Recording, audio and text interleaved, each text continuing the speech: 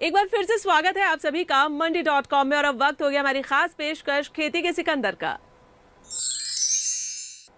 दुनिया में सबसे ज्यादा दाल उत्पादन करने के बावजूद भारत को दलहन के मामले में आत्मनिर्भर होने के लिए काफी संघर्ष करना पड़ रहा है।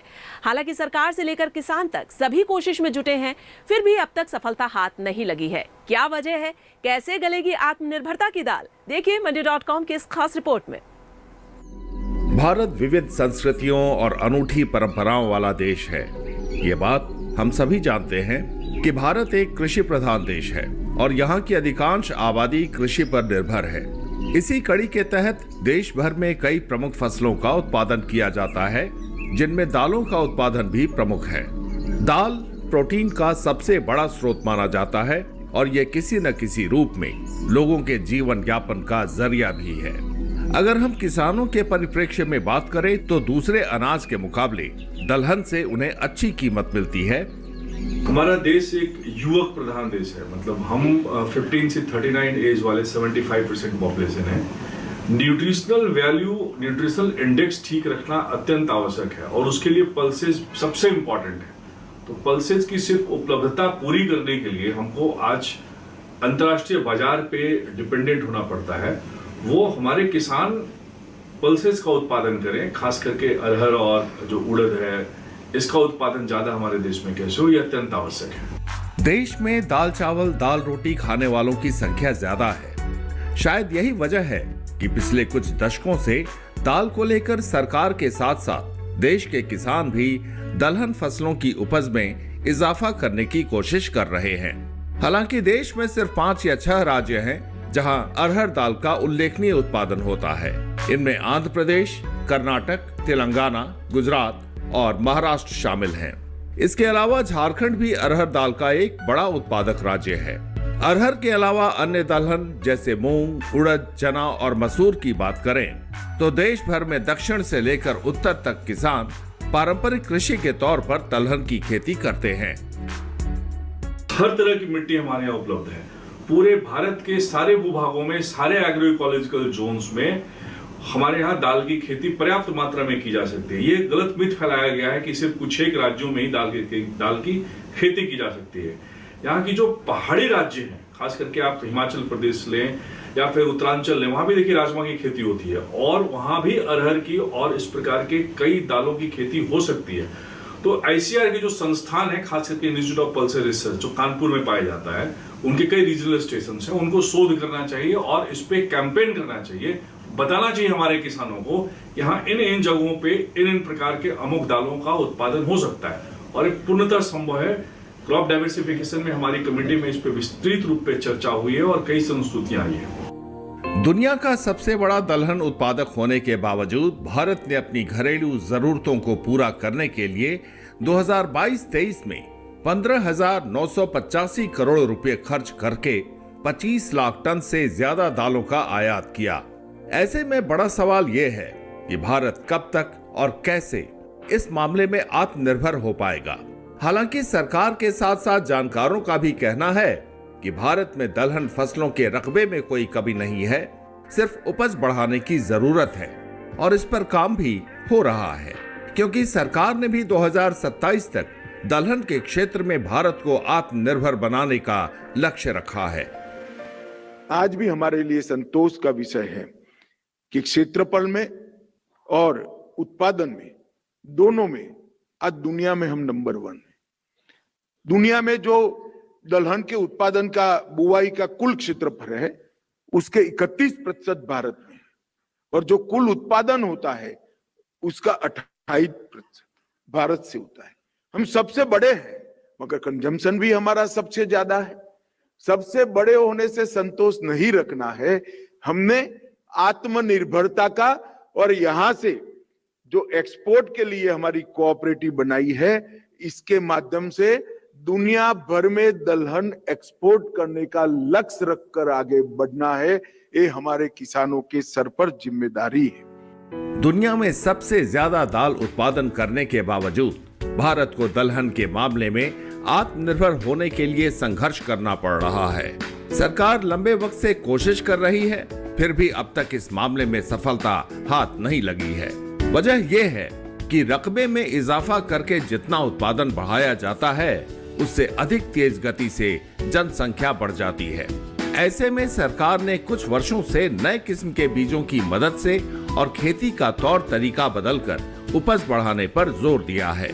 अब इस मोर्चे पर सरकार को बड़ी कामयाबी हासिल हुई है और आत्मनिर्भर होने की दिशा में उम्मीद की नई किरण दिखाई दे रही है।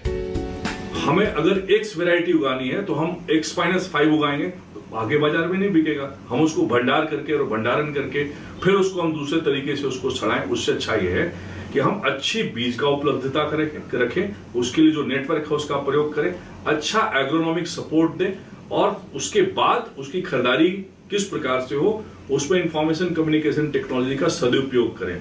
आज की तारीख में सबके पास मोबाइल है। आप गांव में जाएं, 90% लोगों के पास मोबाइल है। हम दुनिया के सबसे ज्यादा इंटरनेट यूज करने वाले लोग हैं। हमारा युवक किसान वो सारा कुछ जानता है।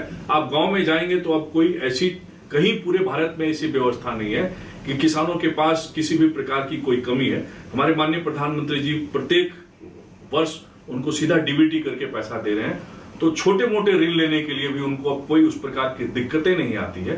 तो इन सारी चीजों का एक समन्वित जो इम्पैक्ट होगा वो ये होगा कि जो 2027 के पहले हम आत्मनिर्भर होने का प्रयास एक करने जा रहे हैं, एक मुहिम छेड़ दी है ई-समृद्धि पोर्टल और तमाम चीजों से, हो सकता है हम उससे पहले हो जाएं उस पर, लेकिन एक सबका समन्वय होना अत्यंत आवश्यक है। दुनिया का सबसे बड़ा दाल उपयोग करने वाला देश भारत 2027 तक दलहन के उत्पादन में आत्मनिर्भरता हासिल करने और आयात कम करने के लिए लगातार प्रयास कर रहा है। सरकार भी कह रही है कि घरेलू दलहन उत्पादन में पहले ही उल्लेखनीय प्रगति हुई है। फिलहाल भारत कई दलहन फसलों में आत्मनिर्भर हो गया है, लेकिन अरहर और उड़द में थोड़ी कमी रह गई है। तभी तो 2027 तक दालों में आत्मनिर्भरता हासिल करने के लिए सरकार दलहन को सहकारिता से जोड़कर बीज की नई किस्मों की आपूर्ति बढ़ा रही है। साथ ही अरहर और उड़द की खेती का रकबा बढ़ाने पर भी ध्यान केंद्रित किया गया है।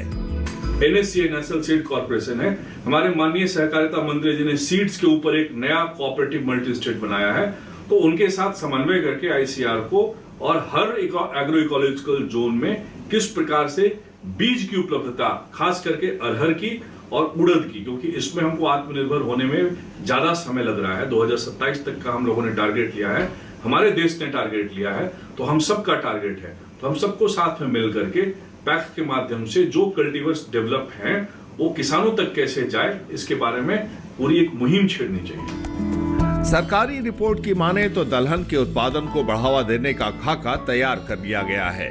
सरकार बीज विकास अनुसंधान और खेती के मूल्यांकन के लिए उपग्रह इमेजरी जैसे आधुनिक प्रौद्योगिकी के उपयोग को बढ़ावा दे रही है, उचित समय पर सलाह दे रही है और सिंचाई एवं खाद के लिए हर किसान के खेत की मैपिंग कर रही है। दरअसल दालों के उत्पादन का रकबा आबादी के अनुपात में नहीं बढ़ा। दूसरी ओर कम उपज, जलवायु के उतार चढ़ाव के प्रति अधिक संवेदनशीलता होने के कारण पोषण का खजाना और पर्यावरण हितैषी दलहन फसल की जगह किसानों ने गेहूं, धान या सोयाबीन जैसी फसलों से नाता जोड़ लिया था। लेकिन अब सरकारी पहल के बाद किसान दलहन में फिर से रुचि दिखाने लगे हैं। नाफेड के नीचे का नेटवर्क है और उस नेटवर्क में जो किसान दाल के उत्पादक बन सकते हैं, पहले तो वो जो उत्पादक ऑलरेडी हैं उनको एक सपोर्ट देना। उसमें जैसे अभी मैंने आपसे बात की कि ICR कैसे आगे आए, NCDEX जैसी बड़ी संस्था जो इतना अच्छा किसानों के लिए दूसरा कैफेटेरिया अप्रोच उपलब्ध करवाती है, उनको कैसे साथ में लिया जाए, और जो भंडारण की बात है उस पे कैसे पैक्स का सहयोग लिया जाए। तो ये 3-4 चीजें, ये एक इंटीग्रेटेड एफर्ट है, खास करके जो ICT का जो उपयोग कैसे करना है। अब जो शोध NCDEX ने किया हुआ है, ऑलरेडी उन्होंने दाल के ऊपर काफी शोध किया हुआ है, उनकी एक्सटेंशन एक्टिविटी पे बहुत सारा शोध किया हुआ है, किस तरीके की दाल बाजार में खरीदेंगे लोग, ये उनके पास उनकी स्पेशलिटी है। तो हमें NCDEX से सीखना पड़ेगा, नाफेड को सीखना होगा उससे। देश में दाल चावल, दाल रोटी खाने वालों की संख्या ज्यादा है, लेकिन पिछले कुछ दशकों से दाल को लेकर सरकार के साथ साथ देश के किसान भी दलहन फसलों की उपज में इजाफा करने की कोशिश कर रहे हैं। यहाँ रुकेंगे एक और छोटे से ब्रेक के लिए, उसके बाद आपको दिखाएंगे कि दलहन को लेकर सरकार ने कौन सी स्कीम लॉन्च की है। तो कहीं मत जाइएगा, तुरंत वापस आते हैं।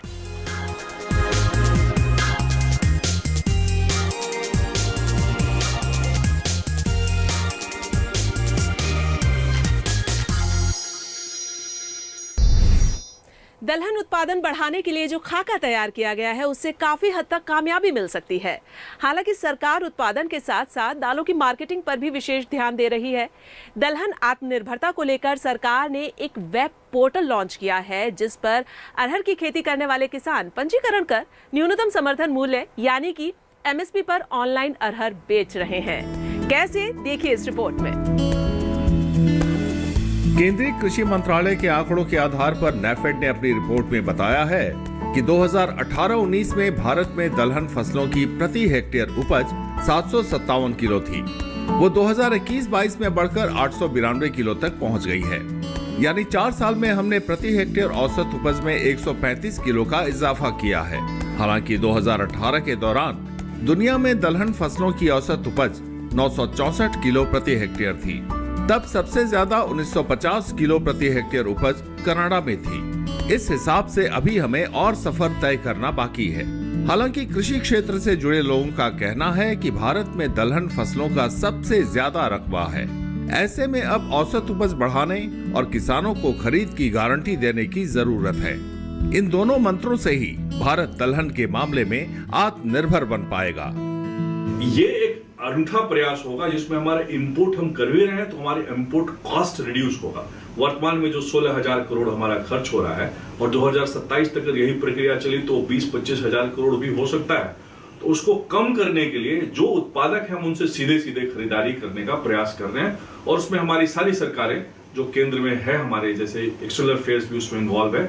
और आपको यह जान करके बहुत खुशी होगी कि हमारा जो मल्टी स्टेट कोऑपरेटिव बना है उसमें जो एक्सपोर्ट लिमिटेड है उनका काम यह भी है कि अंतर्राष्ट्रीय बाजार पे जो इंटरनेशनल मार्केट में जो इंडेक्स हैं या फिर उसकी जो मार्केट इंटेलिजेंस है वो भी फार्मर्स को और इस देश को प्रोवाइड करना। दलहन में कैसे आत्मनिर्भर होगा भारत, ये एक बड़ा सवाल है। हालांकि देश में किसान ज्यादा से ज्यादा अरहर दाल की खेती कर सकें, इसके लिए सरकार ने एक बड़ी स्कीम लॉन्च की है। सरकारी एजेंसियां नैफेड और एनसीसीएफ ने ई समृद्ध नाम का वेब पोर्टल लॉन्च किया है जिस पर अरहर दाल का उत्पादन करने वाले किसान रजिस्टर कर न्यूनतम समर्थन मूल्य पर ऑनलाइन अरहर दाल बेच सकते हैं। फसल का भुगतान सीधे उनके बैंक खाते में डीबीटी के जरिए किया जाएगा। सहकारिता मंत्रालय के माध्यम से नाफेड ने ई समृद्धि पोर्टल शुरू किया है।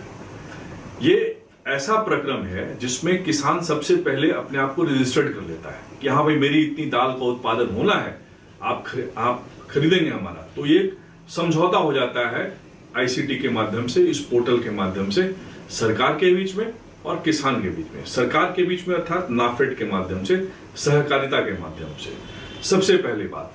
दूसरी बात, उसको एग्रोनॉमिक सपोर्ट करने की व्यवस्था इस पोर्टल के माध्यम से उनको दी जाती है कि भाई मान के चलिए वो फला भाग में तो उसको किस प्रकार का बीज चाहिए, कैसे उसके कब उसकी निराई गुड़ाई करनी है, कब उसमें अर्ली पॉडिंग की समस्या आएगी, उसके लिए क्या करना है। ये दूसरी बात हो गई। तीसरी बात, बाजार के लिए तो पैक्स का जो नेटवर्क है नाफेड का और सारा जो मार्केटिंग का नेटवर्क है वो नहीं सिर्फ उनको कहीं जाना नहीं है, उनके पास से खरीदेगी। उनको हमारे किसान को इस पोर्टल के माध्यम से बाजार में आने के लिए कोई लंबी लाइन नहीं लगानी पड़ेगी। वो पैक्स के माध्यम से वो सीधे पैक्स में आएगा। कोई 2-4 किलोमीटर उनको मुश्किल से चलना पड़ेगा तो वही उनकी खरीदारी भी हो जाएगी और वही उनको सीधा डीबीटी में पैसा भी मिल जाएगा और एमएसपी जो भी घोषित होगी 100% कर दिया जाएगा। इसके बाद उसकी जो ट्रेडिंग होगी उससे जो फायदा होगा उसका 50% डिविडेंड मिलेगा। तो ये इतना बड़ा प्रक्रम है, ये तो लोगों को घूम घूम के बताना है, ये तो ईश्वरीय कार्य है। सरकार लगातार काम भी कर रही है और किसानों को उनके खाद्यान्न के व्यापार में मदद करने के लिए बाजारों से जोड़ने की दिशा में कई ठोस कदम उठाए हैं। सरकार भविष्य में दलहन जिन्सों में वायदा और विकल्प बाजार बढ़ाने को लेकर भी तैयारी कर सकती है। वस्तु पे किसी भी क्वांटिटी पे एमएसपी दे रहे हैं तो क्यों दे रहे हैं? वो मार्केट से 10% या 15% खरीदारी हम लोग कर सकते हैं। बाकी का जो खरीदारी करेगी वो जैसे एनसीडेक्स कमोडिटीज है, एक्सपोर्टर्स हैं जो इस पे दाल से संबंधित व्यापार करते हैं या किसी भी कमोडिटी से संबंधित व्यापार करते हैं, ये उनका विषय है। तो एनसीडेक्स जैसी संस्था जो खास करके इस पर बहुत बढ़िया काम कर रही है, तो इनके साथ मिलके, एनसीडेक्स के साथ मिलकर के हम लोगों ने बैठक की इनके साथ में और उनसे भी हम लोगों ने इनपुट लिया, एनसीडेक्स से हम लोगों ने इनपुट लिया इसके ऊपर और काफी बढ़िया उनके इस पे सजेशंस आए हैं। तो इन सब का समन्वय करके, इन सबको एक साथ में लेकर के हम किस प्रकार जो लास्ट पर्सन, जो आखिरी माइल पे हमारा किसान है, उसको हम कैसे सारी सुविधाएं दे पाए, ये अत्यंत आवश्यक। तो बाजार किस प्रकार से नियंत्रित रहे और बाजार किस प्रकार से फार्मर सेंट्रिक हो, इसके ऊपर हम लोग बहुत अच्छा काम करने की कोशिश में हैं। भारत दुनिया का सबसे बड़ा दलहन उत्पादक देश है, लेकिन इसमें भी कोई शक नहीं है कि हम दाल के बड़े आयातक भी हैं। सवाल यह है कि ऐसा विरोधाभास क्यों? जवाब है कि बढ़ती जनसंख्या की जरूरतों को पूरा करने के लिए दलहन फसलों की जितनी खेती होनी चाहिए थी, जैसे उसकी मार्केटिंग होनी चाहिए थी, उस गति से रफ्तार नहीं बढ़ी। आजादी के बाद से ही हमारी पॉलिसी ऐसी रही है जिसमें गेहूं, धान की फसलों पर ज्यादा जोर दिया गया और दलहन फसलें पीछे छूट गईं। मंडी.com के लिए नई दिल्ली से अनिल वत्स के साथ किशन भारद्वाज। मंडी.com में आज बस इतना ही। अगले सप्ताह मैं फिर आऊंगी किसानों को प्रेरणा देने वाली सफलता की एक कहानी और दूसरी जरूरी खबरें लेकर। तब तक के लिए नमस्कार और आप देखते रहिए दूरदर्शन किसान। आपकी राय हमारे लिए बहुत महत्वपूर्ण है। आप हमारे टोल फ्री नंबर पर कॉल कर सकते हैं और अपनी राय दे सकते हैं। साथ ही आप ईमेल के जरिए भी हमें अपनी राय दे सकते हैं। हमारा ईमेल पता है ncdexmandi@gmail.com।